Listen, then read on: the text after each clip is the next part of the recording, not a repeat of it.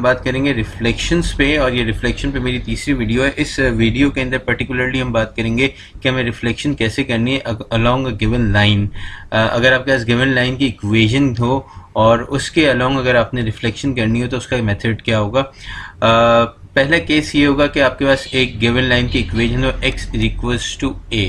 अब a उसमें कोई भी नंबर हो सकता है, it can be 1, it can be -1, it can be 2 or it can be -2, so or any other number.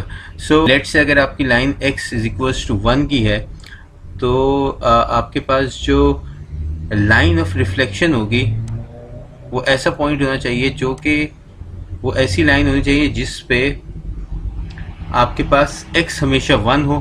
तो अगर आप इस लाइन के ऊपर मूव करें, जो रेड कलर की लाइन मैंने ड्रॉ की है, इस लाइन के ऊपर हमेशा आपको x1 मिलेगा। अब इस पॉइंट पे इधर आपको हमेशा x1 मिल रहा है। y की वैल्यू चेंज हो सकती है, आप 5 पे मूव हुए y के अंदर, लेकिन तब भी आपको x जो है हमेशा 1 ही मिलेगा। सिमिलरली अगर मैं बात करूं line x is equals to 6 की, लेट से अगर मुझे लाइन ड्रॉ करनी है x इज इक्वल्स टू 6 की, तो ये वो लाइन होगी।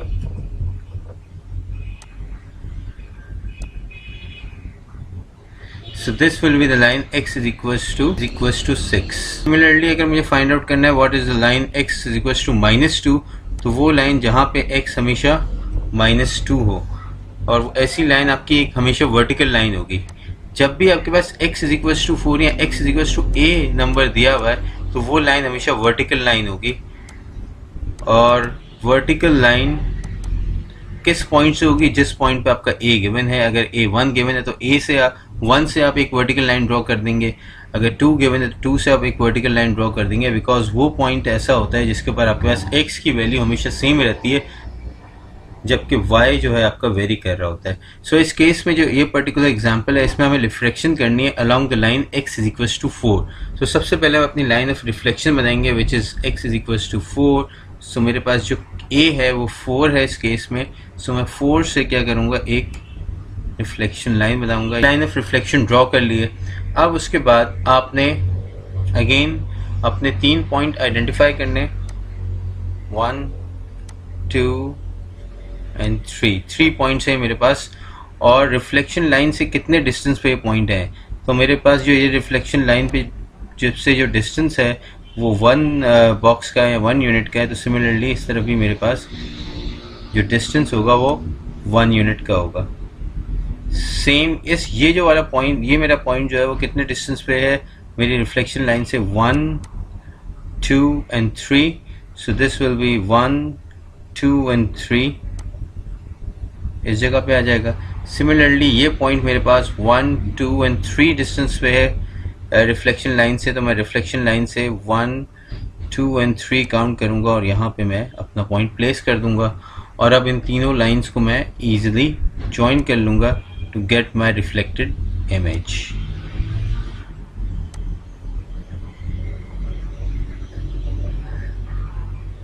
So finally this is my image. Let's see one more example. और अगर मुझे रिफ्लेक्शन करना हो along the line y, तो y अगेन जो लाइन है y is equals to a का मतलब अगेन आपने एक हॉरिजॉन्टल लाइन ड्रॉ करनी है। और a की वैल्यू जहाँ पे भी आपका a जो वैल्यू गिवन होगी वहाँ से आपने लाइन ड्रॉ करनी है। सो इसमें y इज इक्वल्स टू -1 है। So this will be my line of reflection. ये देखिए मैंने line y is equals to -1 से ड्रॉ की है। एंड नाउ अगेन सेम मैं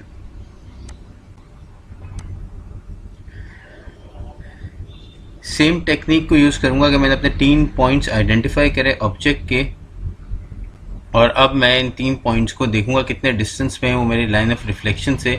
this is my y is equals to -1 line. ये मेरा -1 है y, और इससे मैंने एक हॉरिजॉन्टल लाइन ड्रॉ की है। सो यहाँ पे मेरे पास जो ये वाला पॉइंट है, इसका जो डिस्टेंस है मेरी रिफ्लेक्शन लाइन से वो 1 2 एंड 3 बॉक्सेस है। सिमिलरली मैं दूसरे एंड पे जो ड्रॉ करूँगा वो करूँगा 1 2 एंड 3, ये मेरे पास पॉइंट आ जाएगा। एंड नाउ ये वाला जो पॉइंट है ये मेरे पास 1 2 3 4 एंड 5, सो 1 2 3 4 एंड 5 ये पॉइंट आ गया मेरे पास। सिमिलरली ये भी 5 पे है, तो ये मेरे पास 5 1 3 4 एंड 5 1 2 3 4 एंड 5 ये मेरे पास 3 पॉइंट्स आ चुके हैं। अब मैं इनको ज्वाइन कर लेता हूँ।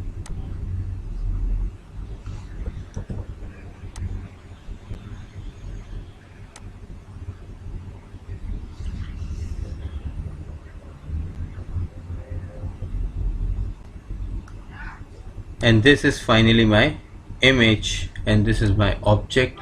तो आपने देखा कि आपके पास अब कोई भी गिवन लाइन हो, आप उसके अक्रॉस अपने ऑब्जेक्ट को रिफ्लेक्ट कर सकते हैं।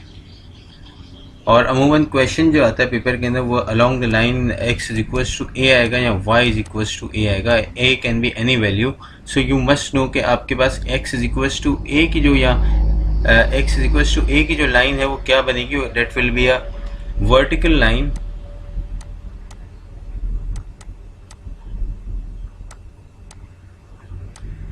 और कौन से पॉइंट से बनेगी, जहां पे x जो है वो a की जो वैल्यू गी हुई है, and this will be a horizontal line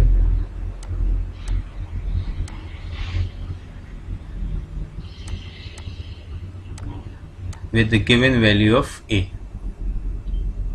So let's move on to another example. अब इस केस में अक्सर क्वेश्चन भी आता है पेपर के इस तरह का कि आपके पास एक ऑब्जेक्ट दिया हुआ है a और एक इमेज दी हुई है b और हमें लाइन ऑफ रिफ्लेक्शन इस केस में फाइंड करना है। तो ये भी बड़ा इजी है काम करना। अगर आपके पास दो कॉरेस्पॉन्डिंग पॉइंट्स के कोऑर्डिनेट्स आपको पता चल जाएं तो आप इजीली फाइंड आउट कर सकते हैं। अब मुझे पता है कि this is reflection along y axis, तो मैं जो पॉइंट्स हैं जो मैं यूज़ करूंगा इसको फाइंड आउट करने के लिए, कॉरेस्पॉन्डिंग पॉइंट मेरे पास एक ये है और एक ये है। इस केस में मेरे पास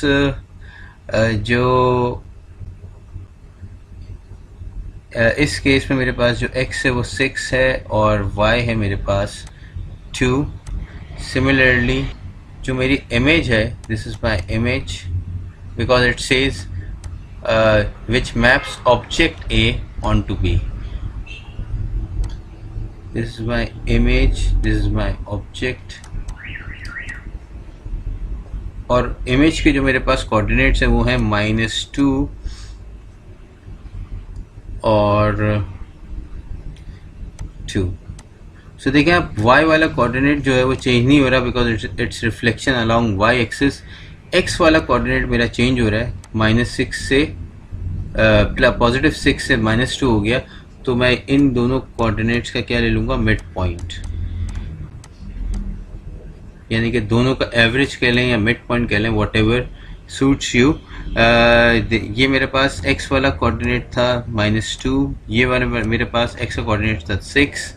इन दोनों को मैंने प्लस किया और डिवाइड बाय 2 कर दिया, तो 6 plus -2 because sign is minus, so this will be 4 and 4 divided by 2 is 2, so my line of reflection will be x is equals to 2। और यहाँ पे मैं अपनी लाइन ऑफ रिफ्लेक्शन ड्रॉ भी कर सकता हूँ।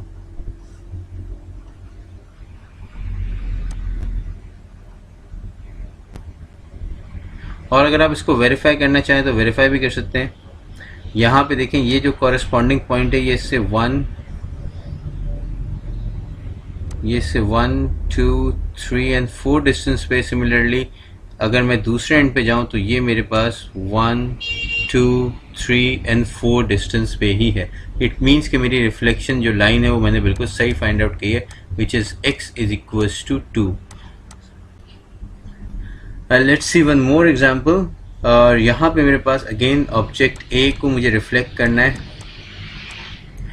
ये मेरे पास ऑब्जेक्ट है और ये मेरे पास इमेज है। सो आपको कम से कम इतना तो आइडिया होना चाहिए क्वेश्चन करते हुए कि कौन सी रिफ्लेक्शन है। It's reflection along x axis, ये मेरे पास x एक्सिस है। और जाहिर है इस केस में आपके पास y is equals to a कोई लाइन आएगी। तो अब मुझे ये ए फाइंड आउट करना है, और वो फाइंड आउट करने के लिए मैं दो कॉरस्पॉन्डिंग पॉइंट्स ले लेता हूँ और उनके कोऑर्डिनेट्स देख लेता हूँ क्या क्या है। तो मेरे पास जो ऑब्जेक्ट के 4 and 2 एंड मेरे पास जो इमेज के कोऑर्डिनेट्स हैं वो हैं 4 and -6। सो मेरे पास जो x वाले पॉइंट है वो 4 और 4 दोनों सेम है, तो उसको मैं नहीं छेड़ सकता है because it's reflection along x axis. और जब रिफ्लेक्शन अलोंग x एक्सिस होती है तो x वाला जो कोऑर्डिनेट है वो हमेशा सेम रहता है, जबकि y वाले चेंज हो जाते हैं। तो जो चेंज हो रहे हैं कोऑर्डिनेट्स हम उनसे मिड पॉइंट फाइंड आउट करते हैं।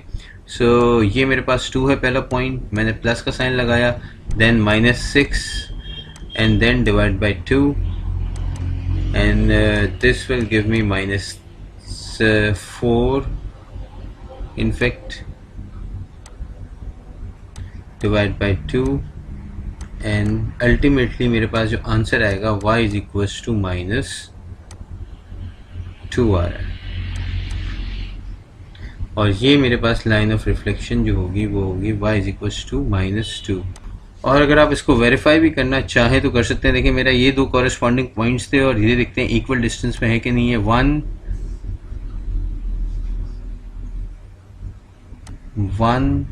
2 3 एंड 4 यूनिट्स पे है ये मेरी लाइन ऑफ रिफ्लेक्शन से। और